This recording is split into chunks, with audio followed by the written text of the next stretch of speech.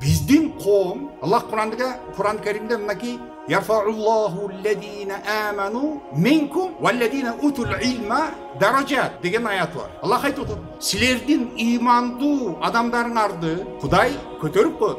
Даражасын көтөрүп коет. Силердин араңардан имандуу адамдардын даражасын, деңгээлин көтөрүп, жана ошондой эле утул илма, илим алган илим ээлерин дагы бийик даражаларга көтөрүп коет. Бул дегени туугандар, башка бир аятта мына Аллах субханаху ва таала айтып атат: "Кул хал яставиллазина я'ламуна валлазина ла я'ламун." Билген менен билбегендер барабарбы? Айтып турабы туугандар? Билген менен билбегендин экөөнүн ортосунда чоң разница бар. Ошон үчүн биздин шариятыбызда эмне үчүн илимди талап кылуу, илимди үйрөнүү парз деди? Эмне үчүн? Эмнеге мисалы мына ошол суфияллардын сөзүн айтабыз: "Акыйда билмеген шайтанга елдир, эгер 1000 жыл ибадат кылса елдир." Эмне деген? Эгер бул адам элементарно ошол иман, ишенимди жакшы түшүнбөгөн, билбеген болсо, бул инсандын жашоосу ар дайым шайтанга элди. Шайтан менен жанаша жүрөт. Эмне үчүн дегенде, сабатсыз, караңгы болгон адамды азгырып кетүү бул оңой, жеңил нерсе. Аябай жеңил нерсе. Эгер 1000 жыл эгерде ошол адам ибадат кыла турган болсо, елдир дейт. Ошол 1000 жыл жасаган ибадаты жел дейт. Жел, аба. Аллах Таала мынакей Куран Каримде акыреттеги болгон адамдардын жасаган ибадаттары, кечирген жашоосу, кылган сооп иштери Аллах субханаху ва таала айтып атат: "Ва qadimna ila ma amilu min amalin faj'alnahum haba'an mansura." Алардын жасаган иштерин баарын изилдеп биз тактап көрдүк. Натыйжада faj'alnahum ф тамгасы, ошол жерде тамганы натижия деп коет. Бул результат, итокту билдирген, ошону аңдаткан тамга. Фаж'алнахум haba'an mansura. Асманга чачылган чаң сыяктуу кылып жибердик.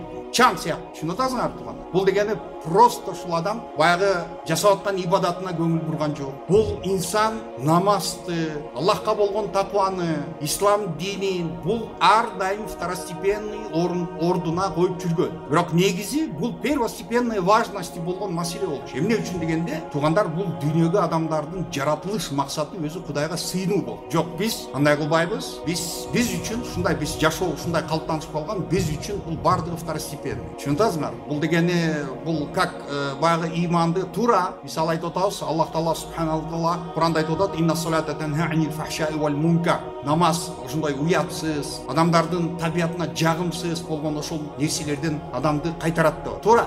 Биз туугандарыбыздын алкоголдон, бутылганын түбүнөн чыкпай, запойдон чыга албай, жашоосун баарын тымтыракай кылган, ашмалтайын чыгарган адамды эптеп ушул намаз окутуп алсак деп, ошол намаз менен биз ошол адамдын алкоголдон кутулушун, же болбосо дагы наркотический ушундай баңги заттардан кутулуу үчүн ошол нерсени биз көздөйбүз. Эми ошол нерсе дагы максаты, туугандар, ошол адамдын жөн эле ушул жашоодогу болгон образы, жашоодогу болгон ушул адамдын жүрүш туруму кичине оңдолсун деген максатта. Бирок негизи биздин максатыбыз кереметтүү болуп, туугандар, жер менен асмандардын ээси бул жараткан Аллах субханаху ва таала. Жер асмандарды жараткан. Бүгүн биз илим-посмо, академик, профессор, мына ошол мыйзам закондорун, физиологдор Павлов мисалы, же болбосо ошол закон тяготения, притяжение ошол нерсени чыгарган Исаак Ньютондор, булар бул мыйзамдарды ойлоп чыккан жок. Булар жөн эле ошол мисалы Архимед же башкалар, ошолор бардыгы Кудайдын жараткан мыйзамдарын булар табышты. Вот ошол илимдүү адамдар ошол нерсени тапты, бирок бул мыйзамдын автору эмес булар. Анан бүгүн мисалы бизде ошол динге болгон көз караш башкача болуп калды. Биз дегени ошол динге болгон көз карашыбыз бул баягы 15-16 кылымдагы ошол баягы эскичелик деп коюшат. Ошондой нерсе деп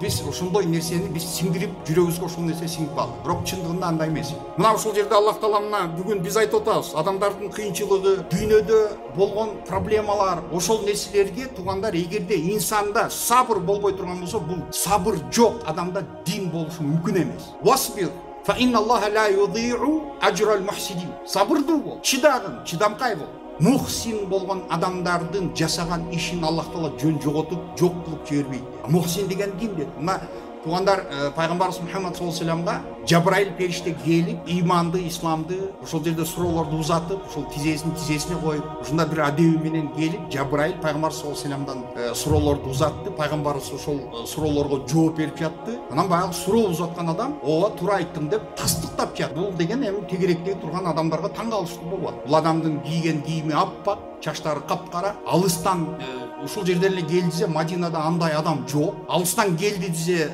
алыстаба чөлдө жүргөн адамдын чачтары уйпаланып, кийимдери кичине чаң болуп, кир болуш керек, таптакыр, таптаза. Көрсө бул периште, Жабраил периште экен. Ихсан тууралуу кабар бер дегенде пайгамбар саллаллаху алейхи айтып, "Анта'будаллаха кааннака тараху". Аллахты сен көрүп тургандай Аллахка сыйынганың де.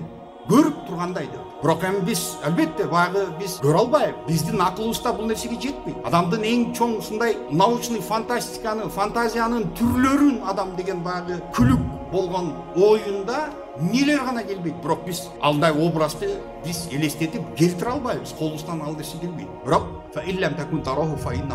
бирок сени Аллах көрүп турат. Кудай сени көрүп турат деген ошондой сезим менен сен Кудайга сыйын. Ошол өмүрүңдү кечир. Ошол багы жашооңду, күнүңдү өткөрүп атсаң, сен көрбөсөң, сени Кудай постоянно көрүп турат деген ошондой багы сезим ар дайым ушул адамдын жүрөгүндө дайым болуп турушу, бул албетте бул эң алый даража болуп эсептелет. Мына ошол эң алый даража, сабырдуулук мына ушул нерседе болот. Мисалы бүгүн айтайлык бир адам мына ушул мечитке дейлик. Эми биздин менталитетибиз ушундай да. Багы ошол динден кабарыбыз болбосо, башка болбосо, имамга мисалы бир жардамга же болсоң дагы бир бул жака туалет салып коелу же дагы бир нерсе кылайлы деп ошол жарыяласаң, обязательно ошону дептерге жаздырып, бирөө 500 доллар берген болсо, ошону имам сөзсүз түрдө жарыялап, ошону угузуп айтып коюш керек ошону. Болбосо бул адам 500 доллар берген адам уйкусу качып кетет, уктабай калат. Эмне үчүн?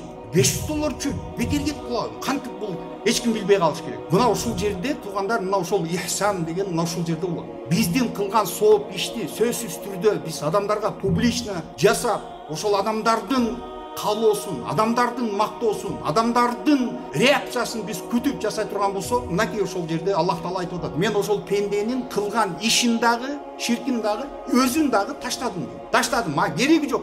Биздин бүгүнкү күндөгү жасап аткан бүт эле нерселер ушул нерсе менен. Бүгүн кризис болуп аткан. Экономический, финансовый кризис болот. Промышленность жок, эч нерсе жок. Бирок тойкана менен машина десең толтура. Барсаң список, очередь. Ысырапкерчиликке жолду коюп атабыз. Кембагал бай менен теңелип атат, байга теңелип атат. Ошону көрсөтүш керек, ушуну кылыш керек. Бирөөнүн алдында бул ылдый пас кетпеш керек. Эми муну багы психологдор айтып коет, туура. Психологдордун айткан сөзү бар. Эгерде адамдын душманы болгону, адамдын жашоодо душманы болгону жакшы. Эмне үчүн дегенде ошол душманга өчөшүп жүрүп, бул адамдын жасаган иштери, аракети, ийгиликке болгон умтулуусу, ошондой бир кандайдыр бир максат болуп, ошол нерсеге чыдап, душмандардын көзүндө ушундай ылдый жыгылып калбайын деп, бул адамга жашоодо бекем жүргөнүнө душмандары стимул берет. Ошолордун көзүнчө мен уят болуп калбайын деп. Бирок бизде туугандар стимул бериш үчүн бизге душман керек эмес. Бизге адамдар стимул бериштин кереги жок. Бизге стимулду Аллах субханаху ва таала өзү бериш керек. Соопту биз үмүт кылышыбыз керек.